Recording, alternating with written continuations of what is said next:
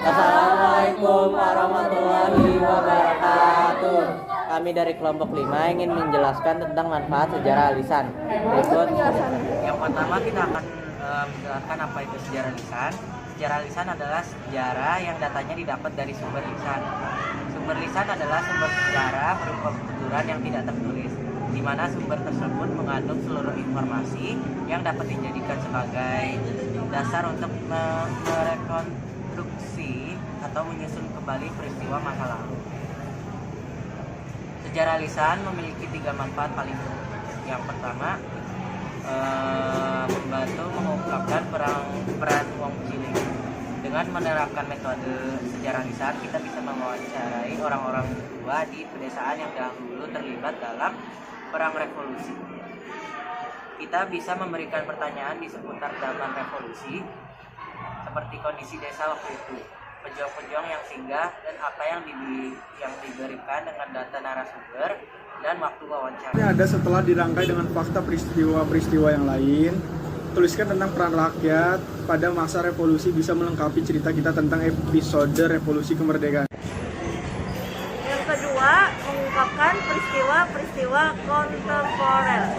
Sejarah kontemporer adalah sejarah mutakhir yang jejak-jejak peristiwanya masih relatif dekat dan sejarahnya masih bisa dirasakan kehadirannya oleh kita sekarang. Kita bisa melakukan wawancara dengan para pemilih yang ada di sekitar tempat tinggal kita. Kita bisa menggali beragam pendapat, misalnya ada tidaknya keterlibatan aparat setempat dalam menentukan pilihan, ada tidaknya money politik, berapa partai yang ada di kampung atau kota kita, dan apa latar belakang memilih pasangan calonnya. Setelah dirangkai dengan data pemilih, konstelasi politik yang ada, dan data yang lain, kita bisa menuliskannya secara utuh.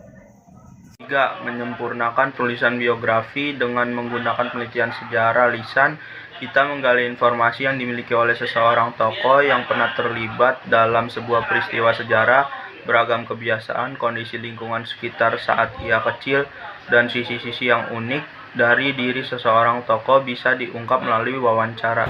Selanjutnya ada biografi yang beredar sebagai besar merupakan biografi politik. Dengan begitu, life history atau kisah hidup yang kita tampilkan dari seorang tokoh menjadi semakin utuh, hidup dan apa adanya. Sekian materi dari kami. Sekian materi dari kami. Sekian dari kami.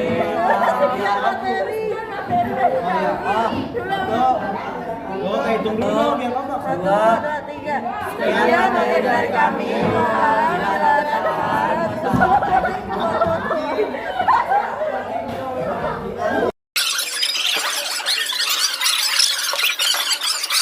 Bye.